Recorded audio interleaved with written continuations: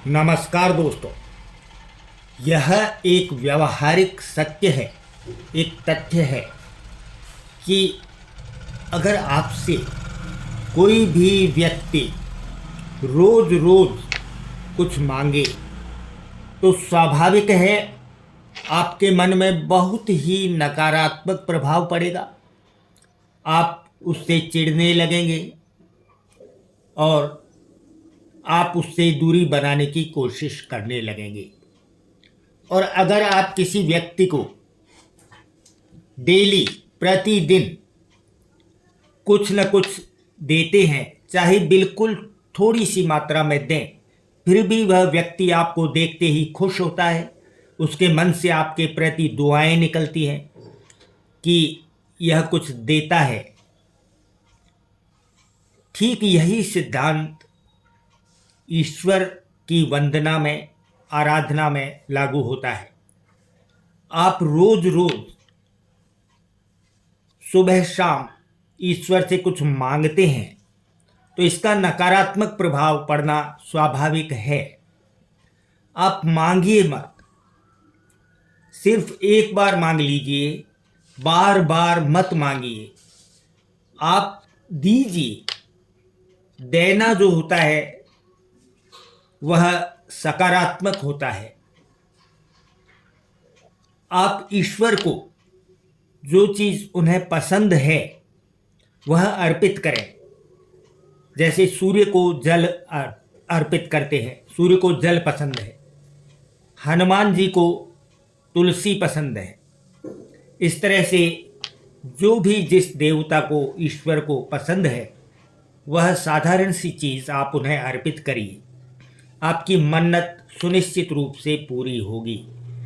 ऐसे योग बनेंगे कि आप अपने कर्म की सही दिशा से अपनी चाही गई वस्तु को प्राप्त कर सकेंगे।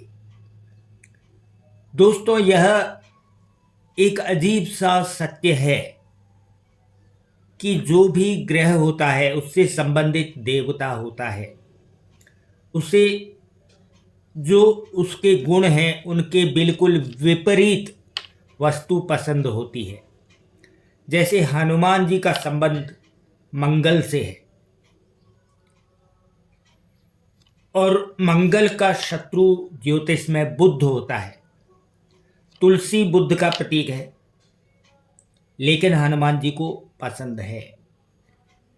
सूर्य को जल पसंद है, हम जल अर्पित करते हैं।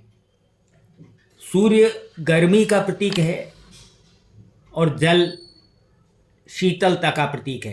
दोनों विपरीत हैं, लेकिन पसंद है, क्योंकि विपरीत वस्तु हमेशा पसंद आती है। अपनी प्रकृति से विपरीत वस्तु देवताओं को अर्पित की जाती है और उन्हें पसंद भी है। ये सिद्धांत विपरीत परिस्थितियों में सामंजस्य को बताता है कि जैसे शिवजी वीतराग बैरागी हैं, उनके ठीक विपरीत उनकी पत्नी पार्वती समस्त भौतिक सुख सुविधाओं की, सौंदर्य की प्रतीक हैं।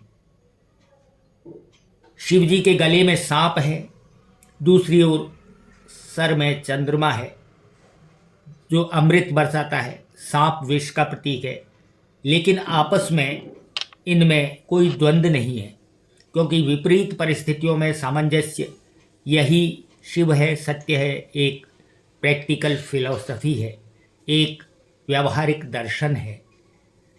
तो दोस्तों, आप रोज रोज भगवान से मांगने की बजाय उन्हें जो साधारण वस्तु पसंद है वह अर्पित करें और सात्विक चिंतन मनन के साथ मंदिर जाएं। मांगने की प्रवृत्ति के साथ न जाएं। ईश्वर को सब कुछ मालूम है, आप क्या चाहते हैं, आपकी किस चीज़ की कमी है और क्या देना है, ये उनसे छुपा हुआ नहीं है। तो आप जितना मांगेंगे उतना नकारात्मक प्रभाव पड़ेगा और जितना देने की प्रवृत्ति से ईश्वर की वंदना करेंगे उतना आपके लाभ होगा, आपकी मन्नत पूरी होगी। धन्यवाद।